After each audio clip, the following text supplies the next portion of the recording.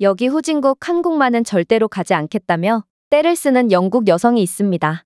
그러나 그녀는 현실적인 문제로 억지로 한국에 가게 되었고 한국에서 새로 살 집에 들어선 순간 경악을 금치 못하고 말았다고 하는데요. 그렇다면 그녀가 대체 무슨 장면을 목격했던 것일까요? 안녕하세요. 저는 영국 출신의 할리라고 합니다. 저는 이곳에서 개발자로 일하고 있고 대학교를 졸업하자마자 아버지가 경영하고 계신 IT 회사에 다니게 되었는데요. 가족과 함께 일한다는 건 장점도 있지만 제게 있어선 단점이 더 많았습니다. 아빠는 정말 하루가 멀다 하고 터무니없는 투정을 이어나가셨거든요. 아빠는 영국의 IT 인프라는 최악이고 개발자들의 수준도 너무 과대평가되어 있다며 매일같이 툴툴대셨죠. 그러고는 영국인들뿐만 아니라 유럽인들은 왜 이렇게 신기술을 두려워하는 거냐며 유럽에서는 신기술을 연구하는 게 의미가 없고 도저히 회사를 키워나갈 수가 없다며 불만을 이어나가셨습니다. 저는 그런 아빠가 이해가 안 갔습니다. 영국은 명실상부한 유럽 최고의 선진국이고 아빠는 지금 배부른 소리를 하고 있는 거라고 생각했죠. 하지만 아빠는 그 어느 때보다 진지한 듯 보였고 한 번은 임금 상승에 대한 시위와 대대적인 파업까지 열리자 폭탄 선언까지 해버리더군요. 여러분들은 자신이 받고 있는 월급만큼의 값어치를 해내고 있다고 생각하십니까? 제가 보기엔 여러분들은 그저 영국 국적을 가졌다는 이유만으로 능력을 한참 상회하는 돈을 받고 있는 듯 보입니다.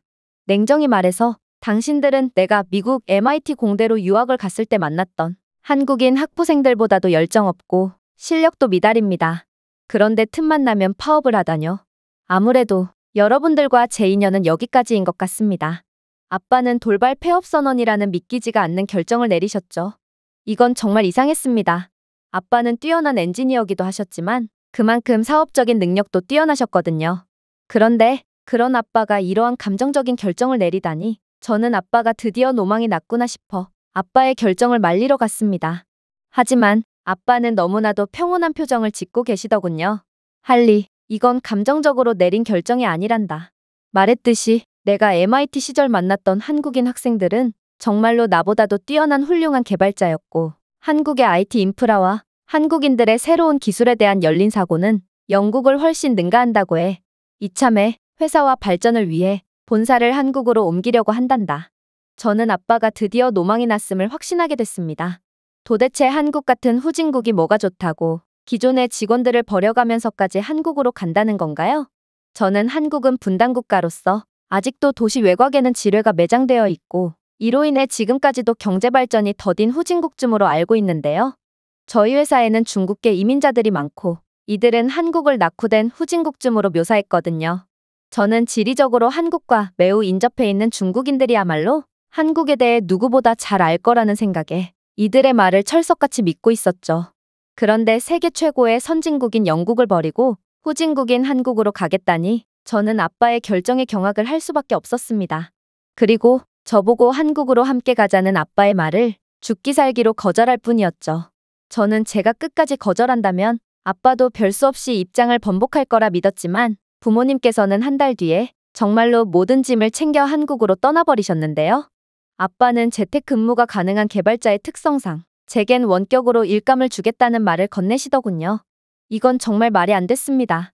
한국 같은 휴전국에 IT 인프라가 구비되어 있을 리가 없었고 저는 아빠가 곧 실수를 인정하고 다시 영국으로 돌아오실 거라고 생각했습니다. 그러나 아빠는 몇 달이 지나도록 돌아오지 않았고 이내 저 하나만을 위해 원격으로 일감을 보내는 건 너무나도 비효율적이니 자신의 회사를 그만두고 다른 일자리를 알아보던지 아니면 저도 한국으로 건너오던지 둘 중 하나를 선택하라고 말씀하셨죠. 처음에 저는 당연히 아빠의 회사를 그만두고 영국에서 새로운 일자리를 찾을 생각이었습니다. 하지만 갑작스럽게 사회 속으로 던져진 저는 영국에서 일자리를 구하는 것이 정말 어렵다는 것을 몸소 느꼈죠. 일단 영국인들은 간단한 키오스크 조작하는 것도 못해서 이러한 무인기계가 도입된 가게는 매출이 급감하고 많은데요. 그래서인지 최첨단 기술 발전의 최전선에 있는 IT 기업들은 적어도 영국에서만큼은 영 힘을 쓰지 못했습니다. 이건 정말 한심한 상황이었고 저는 개발자였음에도 마땅한 직장을 찾을 수가 없었습니다. 결국 몇 달간 돈 없는 백수 신세를 전전하던 저는 정말 울며 겨자 먹기로 한국으로 갈 수밖에 없었어요. 특히나 비행기 값도 없어서 그렇게나 큰 소리 뻥뻥 쳤던 아빠에게 비행기 티켓을 구걸할 때는 쥐구멍에라도 들어가고 싶은 심정이었죠. 그렇게 저는 비참한 심정으로 후진국 한국에 도착했습니다. 그리고 저는 한국 공항에 도착하자마자 경악을 금치 못하고 말았죠. 왜냐하면 한국은 공항에서부터 최첨단 기술들로 가득 차 있었거든요. 일단 한국 공항 직원들은 세계 각국에서 몰려든 여행객들의 언어를 모두 알아들었는데요.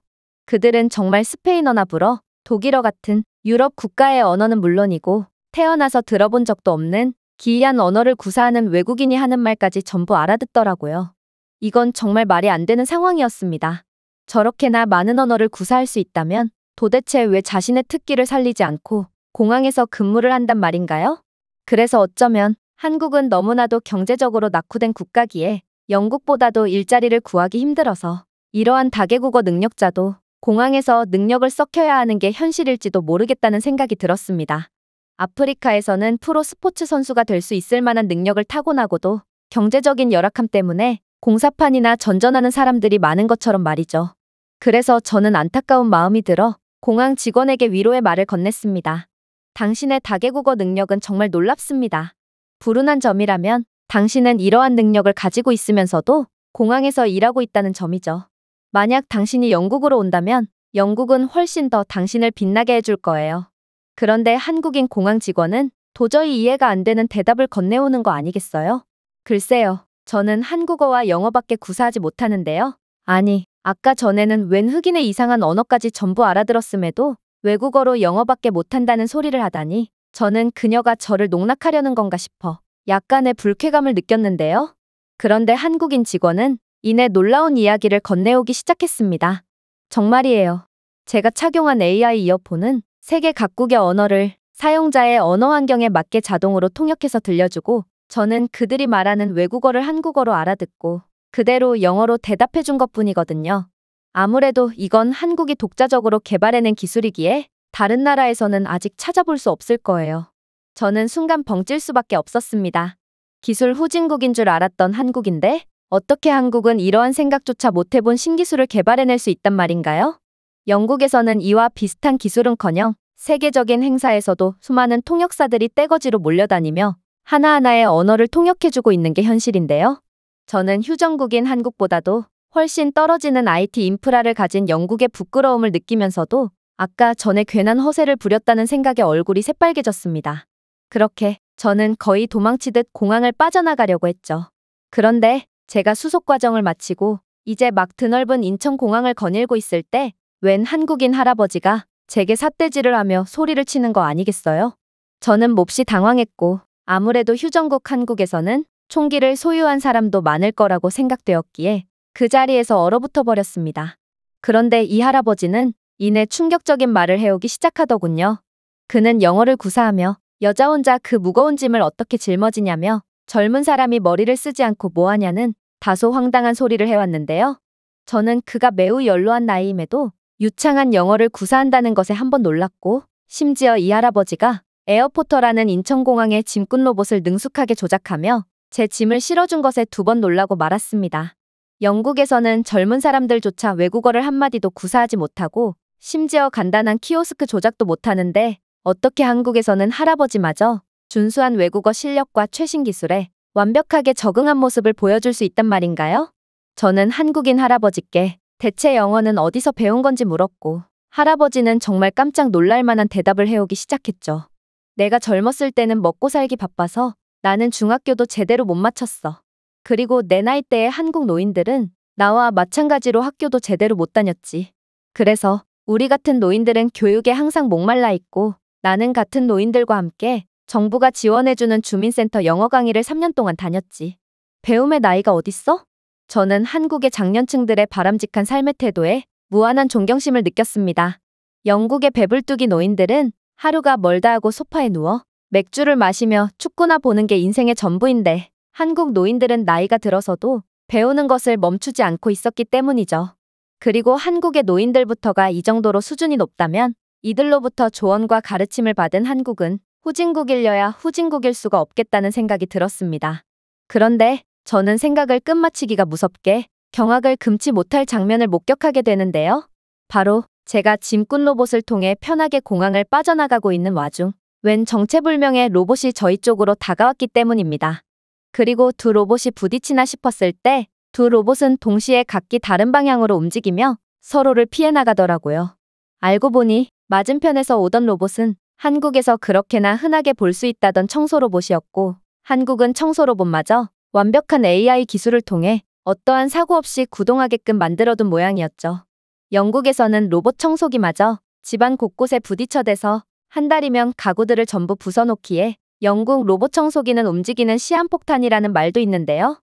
그런데 한국의 기술력은 정말 영국을 훨씬 상회하고 있었고, 저는 드디어 아빠가 했던 말을 이해할 수 있을 것 같았습니다.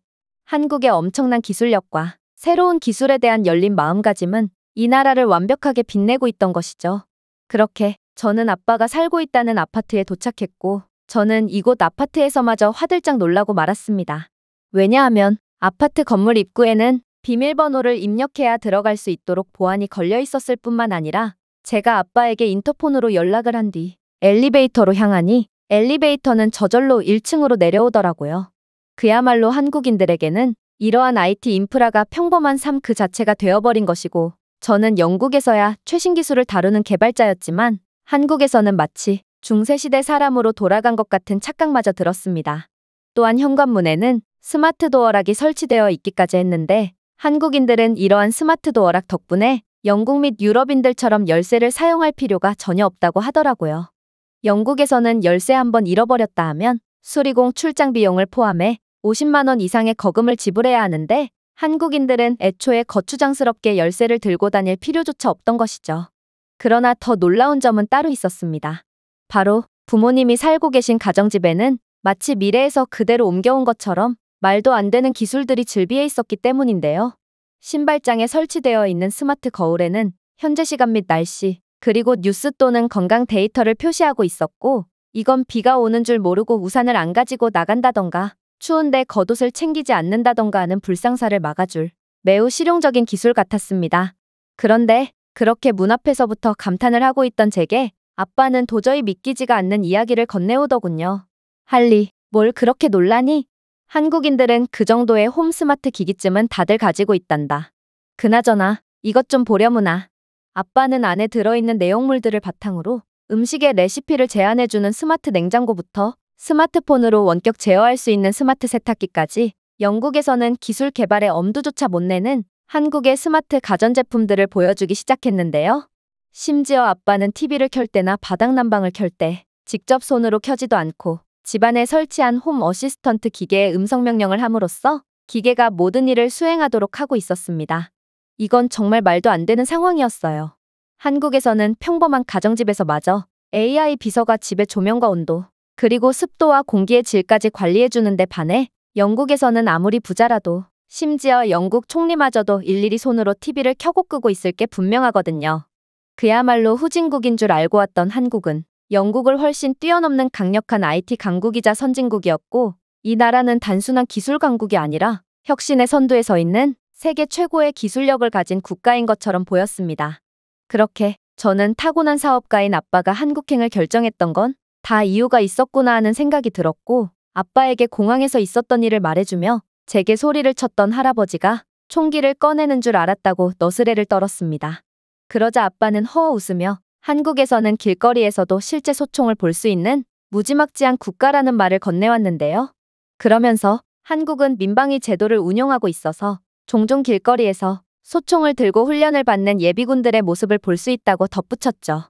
아빠는 영국은 모병제일 뿐만 아니라 예비군 훈련 따위도 존재하지 않는데 반해 한국은 이미 북한과의 압도적인 군사력 차이를 보이게끔 수준 차이를 아득히 벌려놓았을 뿐더러 외교적인 능력까지 뛰어나서 미군 기지까지 곳곳에 주둔하고 있음에도 이러한 예비군 훈련마저 진행하고 있다며 연신 칭찬하시더라고요. 그러고는 아무리 북한이 실성을 했다고 해도 이런 완벽한 대비를 해둔 나라를 어떻게 침공할 수 있겠냐며 한국은 객관적인 시선으로 봐도 영국보다도 강한 군대를 가졌고 이들을 성공하는 건 호랑이의 아가리 속으로 기꺼이 들어가는 격이라는 말까지 건네왔죠. 그리고 저는 이 말에 수긍할 수밖에 없었습니다. 아무리 휴전국가라고 해도 한국은 스스로의 노력만으로 그 어떤 국가보다도 안전한 국가로 발돋움했고, 저는 중국인들에게 속아 감히 이런 국가를 얕잡아 봤던 거였어요. 하지만 역시나 한국은 저를 그냥 두지 않더군요. 그렇게 새로 만나게 된 한국인 동료 직원들은 영국 개발자들과는 비교도 할 수 없을 만큼 우수했거든요. 나름 영국의 명문대에서 컴퓨터 과학과를 졸업한 저였지만 한국인들과 비교한다면 그저 대학교 1학년 학생만도 못한 수준만을 보일 뿐이었습니다. 역시나 세계 최고의 공과대학교인 MIT를 우수한 성적으로 졸업한 아빠가 한국인들을 칭찬하고 한국인들의 실력을 고려한다면 영국 개발자들에게 월급으로 주는 돈이 아깝다고 말한 이유가 있던 것이죠. 공항에서 만났던 할아버지도 그렇고 한국인들은 다들 천재였거든요. 그리고 이러한 우수한 한국인 인재들처럼 한국의 IT 인프라도 도저히 말이 안 되는 수준이었죠. 공공 와이파이라는 게 전무하고 인터넷도 몹시 느린 영국과는 달리 한국은 전 세계 최고 수준의 공공 와이파이 보급률과 심지어 초고속의 와이파이를 자랑하고 있었거든요. 특히나 한국의 모든 카페에서는 무료 와이파이와 무료 전기 콘센트를 제공할 뿐만 아니라 충전기까지 대여해줘서 작업하기가 몹시 용이했는데요. 유럽에서는 카페에서 전기 콘센트를 사용하면 전기도둑이라고 몰리며 그 즉시 쫓겨나고 당연히 와이파이도 제공하지 않는다는 점을 보면 개발자에게 한국은 정말 천국 같은 나라라고 볼 수 있을 테죠. 이렇듯 한국은 제 영국에서의 개발자 인생을 전부 부정할 만큼 엄청난 선진국이자 기술 강국이었는데요. 저는 이곳에서 세계적인 개발자가 될 수 있도록 노력할 거고 가능할지는 모르겠지만 한국인들과도 견줄 수 있을 정도로 뛰어난 실력을 갖기 전에는 절대로 영국으로 돌아가지 않을 것입니다. 제가 준비해온 내용은 여기까지입니다. 끝까지 시청해주셔서 진심으로 감사드리며 여러분들의 구독과 좋아요, 알림 설정은 영상 제작에 큰 힘이 됩니다. 이상 세모튜브였습니다.